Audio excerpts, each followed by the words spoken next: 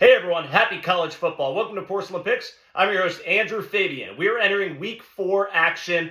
It's a Friday. We've got a big game tonight we'll be picking.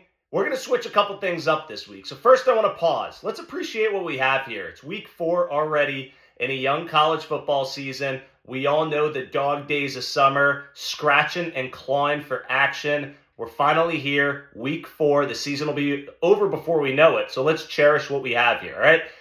That was a little stalling because we're coming off a terrible week where the Porcelain Picks goes 5-11. That is our worst week on file over the course of the last 2 years. You can go back and watch every single week if you'd like. Terrible week. Brings us to 20-29 overall on this short season entering week 4. So we've decided we're going to switch it up a little bit, all right? I'm going to be bringing you all the locks that I have. We've got Joey Mack bringing your 2 Maction locks of the week this week. And then we're bringing in a couple of ringers. The locksmiths, they call themselves. This is PTC and Parksy, couple buddies who are involved in the Porcelain Picks chat chain. They each have a lock they'll be bringing you.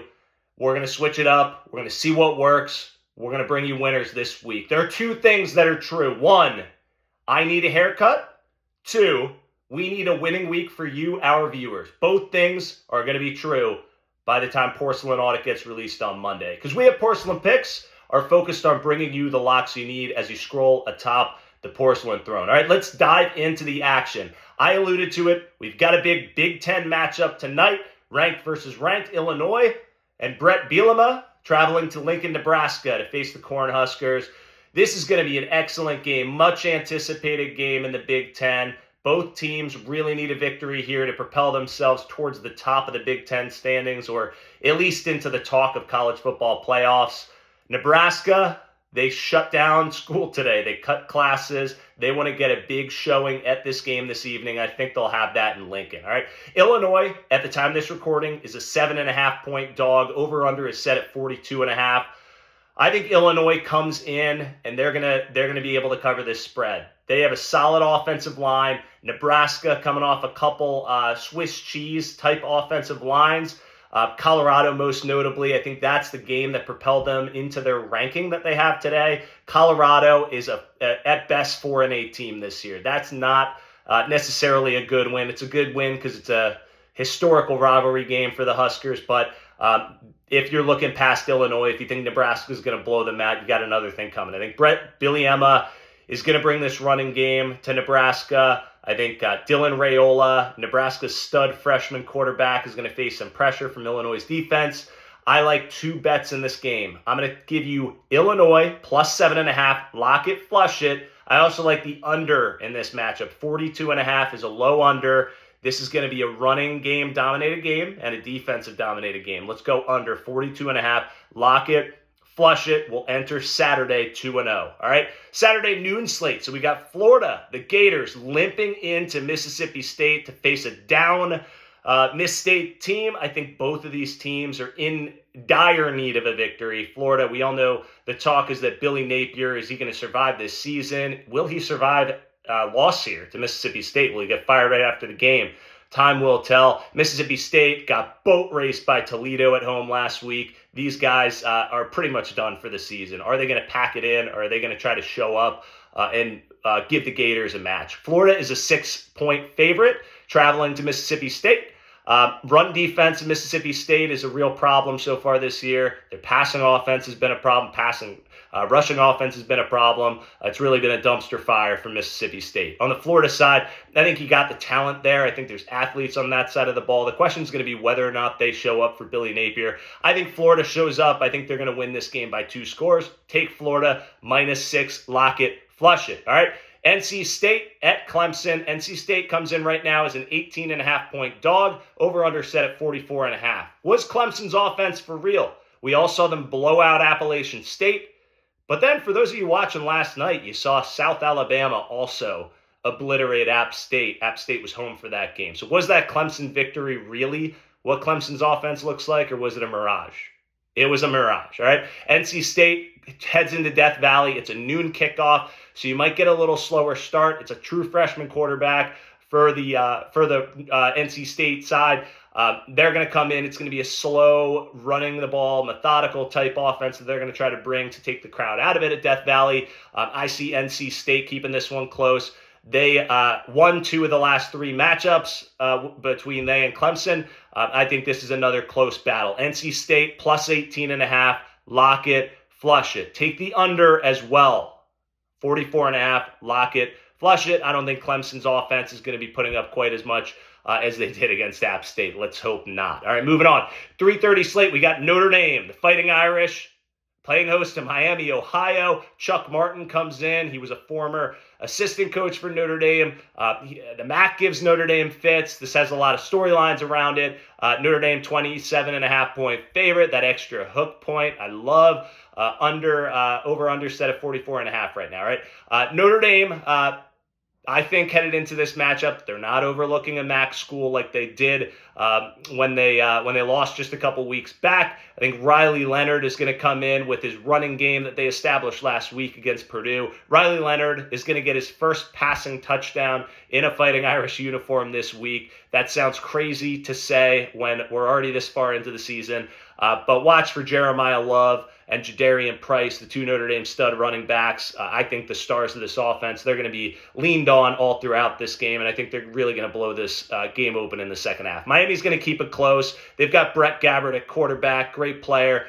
This kid hopefully can last the season without getting injured. He's had some problems in the past. I think they're going to keep it close in the first half, maybe 13-3 or 10-3 Notre Dame headed into halftime before it turns into a 34-3 type game. All right, take the Irish. Minus 27.5, lock it, flush it. Take the under in this game, 44.5. We're going to thread the needle there, lock it, flush it. All right, one of the biggest games of the day. We got USC at Michigan, also the 3:30 slate. Michigan comes in. They've had a couple tough showings. We all know they got beat up by Texas. And then Arkansas State came within 10 points of them last week. We lost. I picked Michigan both times. Both of those matchups so far haven't paid off. They come in right now. They're 4.5 point dog hosting USC. I think the story of this game, Miller Moss comes in, his first true road test. This guy is not a young guy. He's been around for a while, but I still think Michigan's going to come in. And they're going to need a victory here. My man Josh Pate, this is that's a show that we watch all the time. Pate State University, we're on board with this.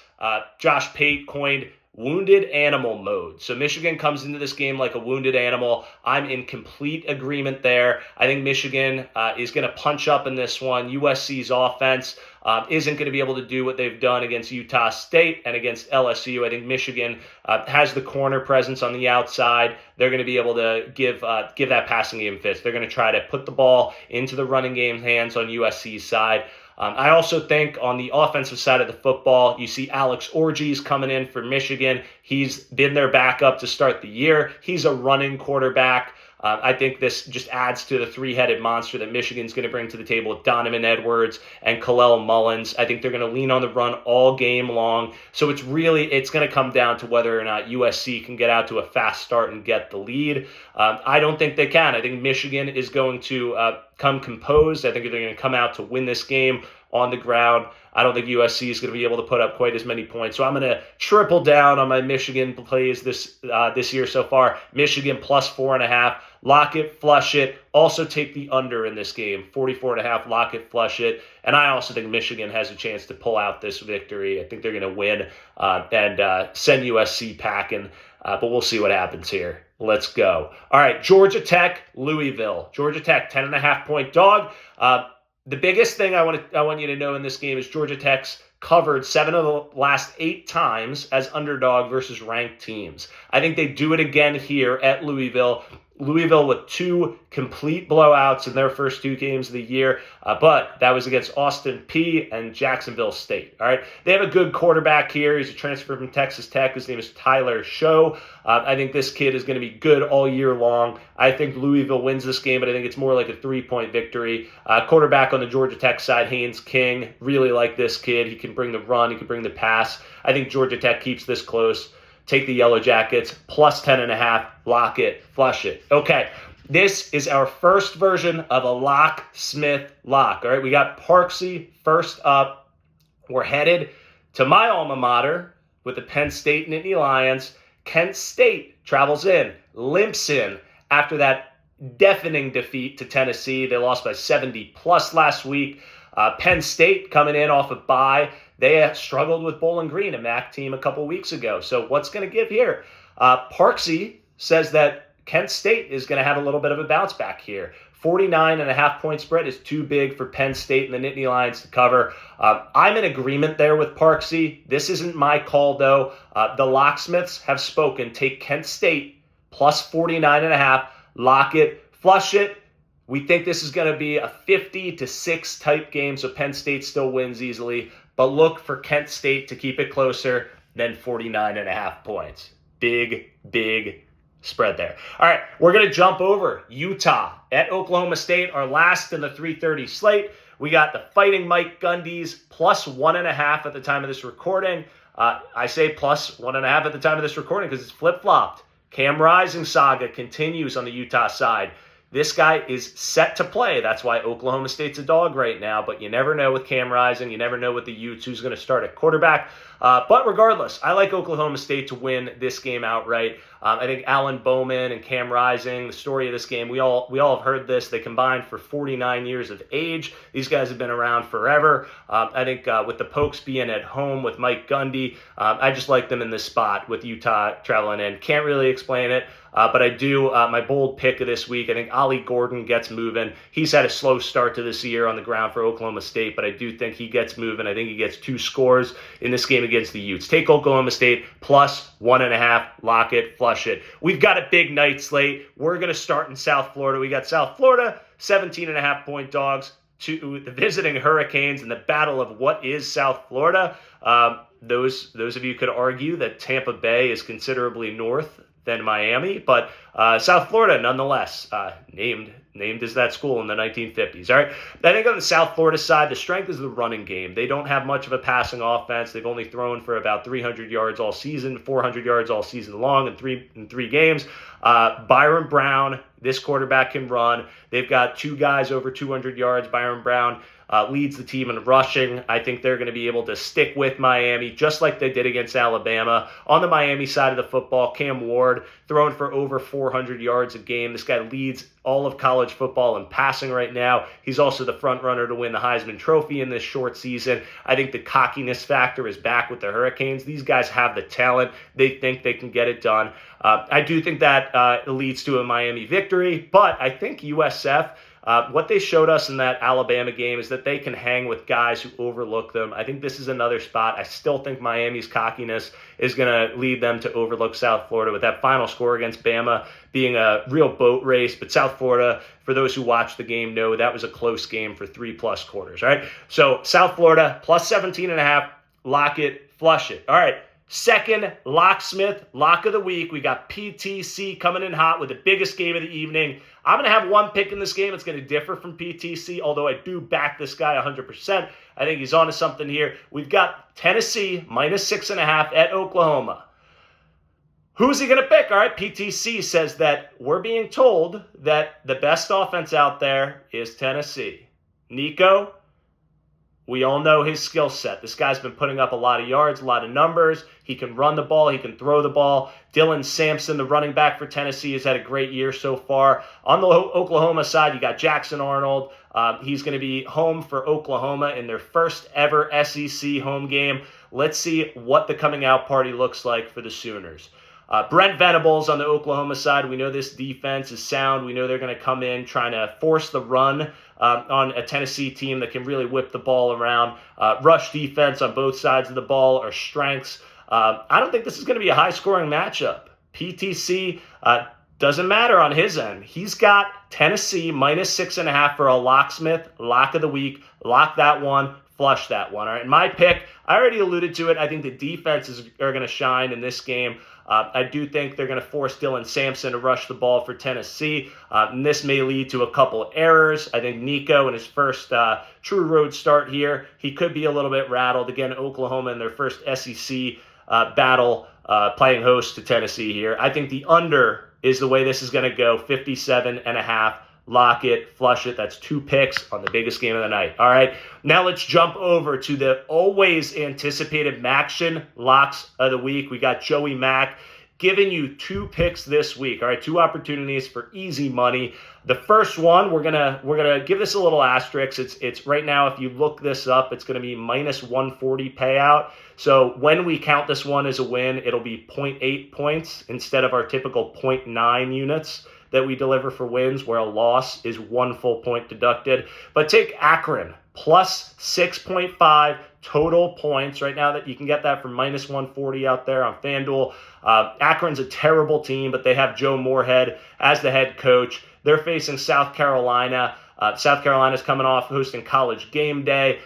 They're going to be a little bit flat headed into this game. The Gamecocks are going to win this ugly slugfest, but look for Akron to get a touchdown on the board. Plus 6.5 points. Lock it, flush it for the Joey Mack action. Lock number 1 of the week. Lock number 2. All right, I just said Tennessee and Oklahoma was the biggest game of the week. Maybe I stand corrected. We've got Florida International against Monmouth. A huge matchup here. A couple budding offenses that have had great success so far this season. The over-under right now is what we're paying attention to. That's 58.5. On the Monmouth side of the ball, you got Josh Derry. This guy, remember his name. He's going to be a pro someday, according to Joey Mack. Look this guy up. He's already second in the entire country in receiving yards. Expect some more of the same against a very porous Florida International defense. But FIU can also score some points. They put up 52 points against Central Michigan a couple weeks back. The defenses are weak on both sides. Easy lock here, 58.5. Lock it, flush it. Last pick of the evening. This is a late pick. I got 2 for you in the Kansas State at BYU game. We're going to go Kansas State minus 6.5. You can lock that one, flush that one. We've loved Avery Johnson and how this guy has emerged. Dual threat quarterback. He's been one of the top 10 quarterbacks in college football all year. DJ Giddens behind him is the running back for Kansas State. These guys are for real and are going to be battling for Big 12 supremacy. They crushed Arizona last week, whereas BYU comes in beating a weak Wyoming team, albeit by 20 points. I think BYU's defense is steady and strong this year, but take Kansas State minus 6.5, lock it, flush it. I also think I'm going to be waking up on Sunday morning, checking the score of this game. It's going to be under 49.5, lock it, flush it. It's got all the makings of a 27-17 type Kansas State victory. All right, this was a lengthy one, so if you're still on the Porcelain Throne, thanks for following us. Make sure you subscribe to the channel, like the video, leave a comment. What do we get right? What do we get wrong? And as always, Porcelain Audit comes to you Monday. We're going to be accountable to you, our viewers, because we at Porcelain Picks, we're hell-bent on delivering the locks you need as you scroll atop the Porcelain Throne. For Joey Mack, for the Locksmiths, I'm Andrew Fabian. Happy college football, everyone.